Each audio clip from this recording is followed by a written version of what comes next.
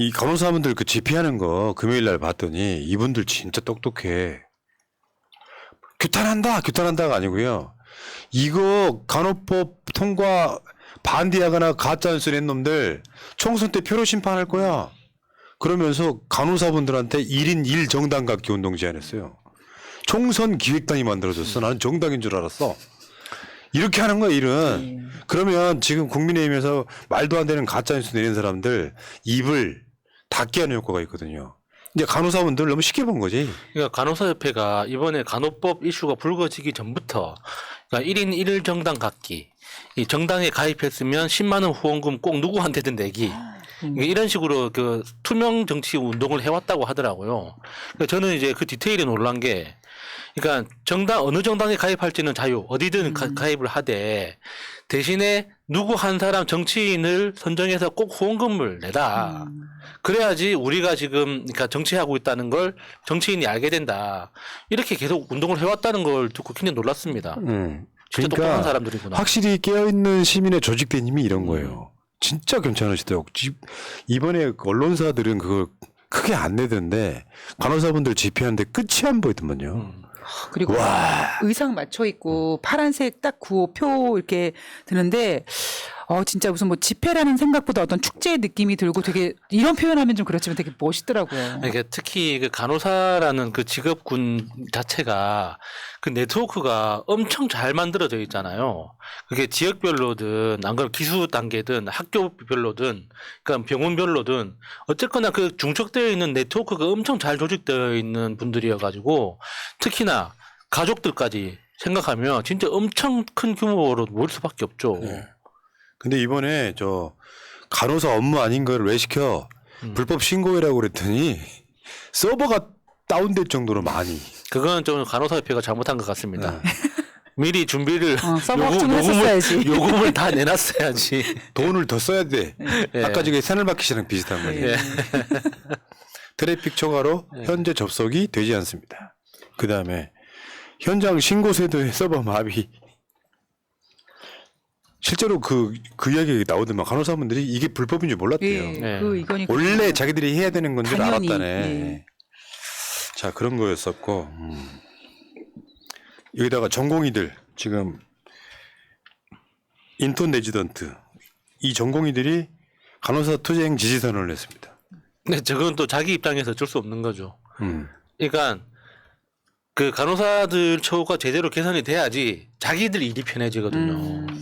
그러니까 이게 지금 현재 전공의들 입장에서는 간호사들의 받는 간호사들보다 한 1g 정도 더 나온 처우를 받는 거잖아요. 그러니까 이 간호사들의 처우가 개선돼야지 자기들도 더 좋아지는 그런 거가 있으니까. 의도보다 의사협회가 똘똘 뭉쳐서 간호사협회 반대하는 것처럼 했지만 의사들 자체가 지금 균열이 생겼다는 뜻이잖아요. 네. 그 얘기하고 싶었어. 특히나 이제 의사협회보다는 병원협회하고의 갈등이 더 심하죠. 그러니까 간호사들에 대한 처우라는 게 그러니까 급여나 근속 연수에 따라서 이렇게 합당한 보상 이런 것들이 제대로 이루어지기 시작하면 병원 입장에서 지출되는 인건비 수준이 굉장히 빨리 올라가게 되거든요. 거기다가 지금 현재 일하고 있는 사람들에 대한 대우를 제대로 할 뿐만 아니라 추가 고용을 해야 된단 말이에요. 그러니까 그 병원 입장에서는 사실 지금 그 간호사들의 주장을 쉽게 받아들이기 힘든 그런 어떤 반대의 입장일 수밖에 없죠. 병원협회가. 자, 어쨌건 지금 이렇게 돌아가고 있는데 이 현장에서는 뭐 그렇게 업무에 지장이 없다. 준법 투쟁한다는데 법적 대응하겠다라고 하는 이런 정부가 있고요.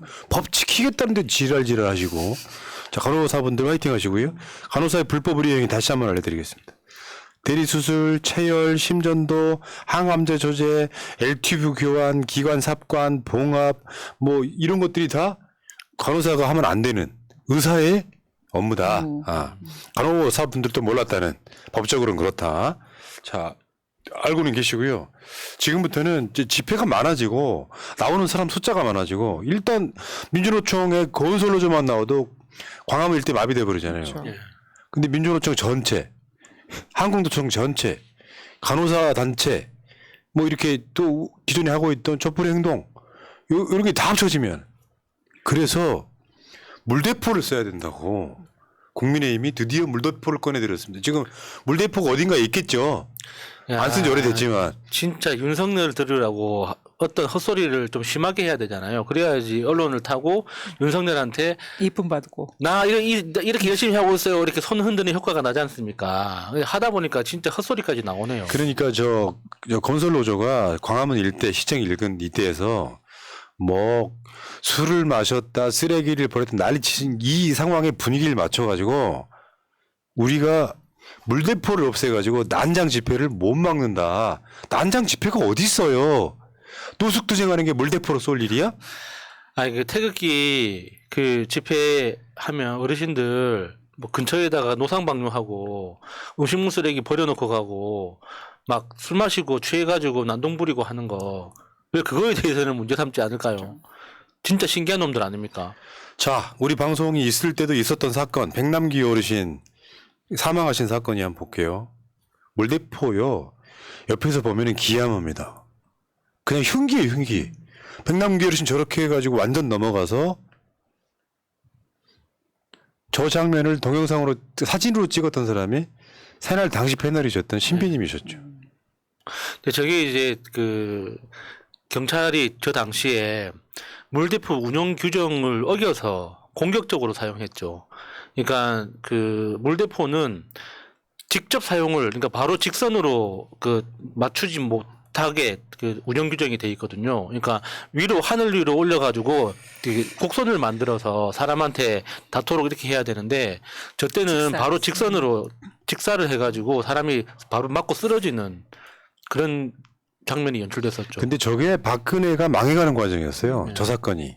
그러니까 저도 사실 막 정치 시사에 별로 관심이 없었을 때조차도 저 백남기 선생님의 저 영상을 보고 정말 충격을 많이 받았거든요. 그런데 이번에 박대출이 야수님이 말씀하셨던 것처럼 윤석열한테 여기야 여기 나 여기 있어 이거를 보여주기 위해서 저런 발언을 했는데 정말 굉장히 위험한 발언을 한 겁니다. 지금 만약에 물대포를 등장시키면은요 정말 큰일 납니다 진짜로.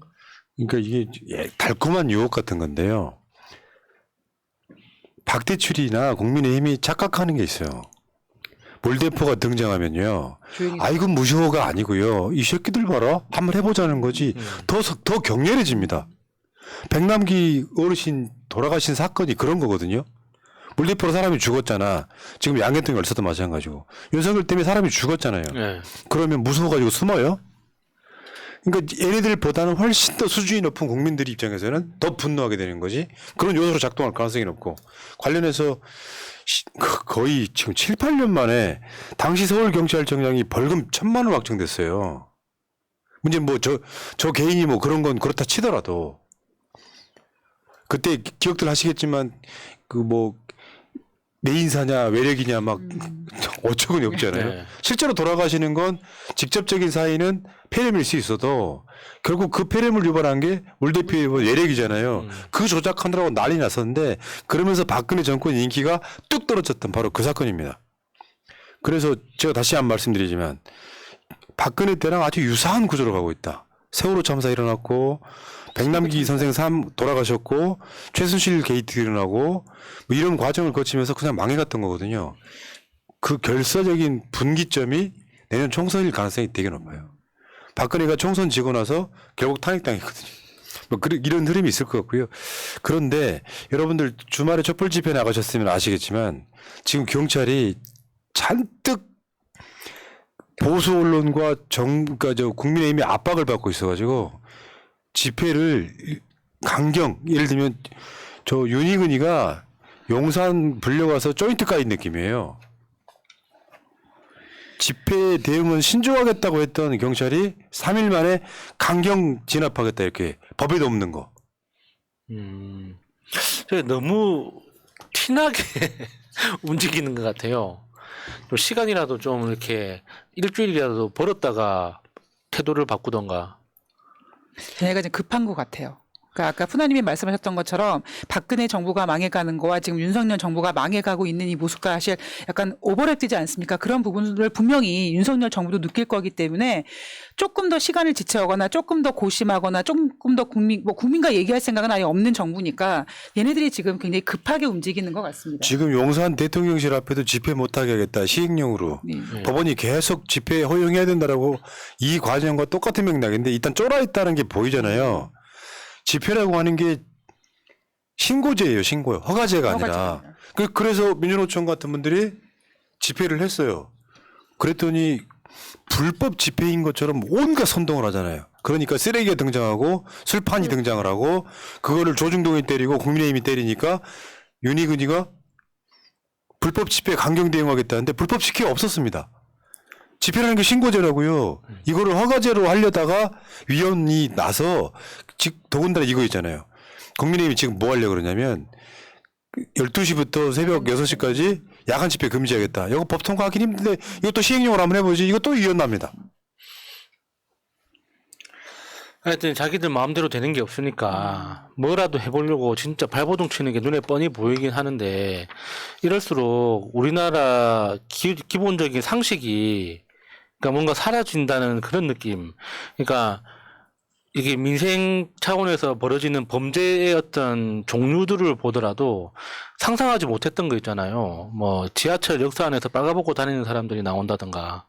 안 그러면은 그 여성 혼자 사는 집에 철사를 집어넣어가지고 어떻게 해보려고 하는 말도 안 되는 그런 비이성적인 시도를 한다든가 하는 그런 사람들이 계속 드러나는 것 자체가 그러니까 위에서 보여주는 게 워낙 그 몰상식하고 비상식적이니까 그런 짓을 해도 된다고 생각하는 사람들이 점점 늘어나는 것 같아요. 수준이 너무 낮은 거죠. 그러니까 민주사회에 있으면 안 되는 애들이 국회의원하고 자빠졌는 거예요, 지금. 아, 그 윤희근이 진짜 이태원 참사의 직접 책임자. 자리 보면 길게도 한다. 그런 기회주의자 새끼들이 경찰이라고 앉아가지고 그 경찰국 설치하는데 찬성해가지고 경찰청장 된 놈이 실제로 국민들 159명이나 돌아가실 때는 정작 막지도 못하는 놈이 헌법에 정해진 집회의 자유를 불법이라고 선동하는 저런 짓거리들을 하고 있다는 게 정말 분노스럽네요. 이번에 주말에 촛불행동 집회 나가실 분들은 아시겠지만 원래 경찰이 그 집중 집회 날이잖아요. 그래서 차선을 하나 더 열어주기로 했는데 결국 안 열어줬어요. 약속해놓고 안 열어줬다고. 위에서 지시가 내려갔고 열어주지 말라고. 숫자가 많아지니까 이제 쫄기 시작한 겁니다. 그러니까 물대포 꺼내겠다 이런 건데 얼마나 유치해? 국민들 숫자가 더 저거 못 막아요. 물대포가 아니라 뭘로도 못 막아. 왜냐하면 분노에서 나오는 사람들이야. 이제 후쿠시마 오염수 관련한 이슈가 이제 점점 막 끓기 시작하는 이 과정에 윤석열이 잘한 게 하나도 없잖아요. 이 과정에서 국민들이 점점 많아질 건 뻔해요. 더군다나 직능별로 막 간호사분들, 노조분들 뭐 다 나오기 시작하면 이제 정말 대한민국 사회에 윤석열 버틸 수 있을까 몰라? 그러니까 지금 미리 초장에 니들 집회 나면 물대포 쏴버릴 거야? 이런 짓 하고 있는 건데 그걸로 오히려 국민들 자극하지 마라. 그러니까 집회를 강경하게 대응하겠다라고 하는 이유 중에 하나가 국민들이 불편해한다라고 하는데 국민들이 불편해하기보다 지금 뭐 간호사들 그리고 뭐 노조들 이렇게 이런 분들이 본인들이 불편한 거가 중요한 게 아니라 정말 목숨 걸고 지금 나와서 온라인 투쟁을 하는 것도 아니고 직접 나올 수밖에 없게끔 지금 정부가 분노를 유발하고 있지 않습니까? 그러니까요. 자, 여기까지 하시고요. 아까 못 읽어드린 분들이 있었는데 아까 엔돌핀 매니아님, 부패한 검사들, 썩어버린 언론님, 그리고 아까 말씀드렸죠. 퍼스님까지 감사합니다. 땡큐.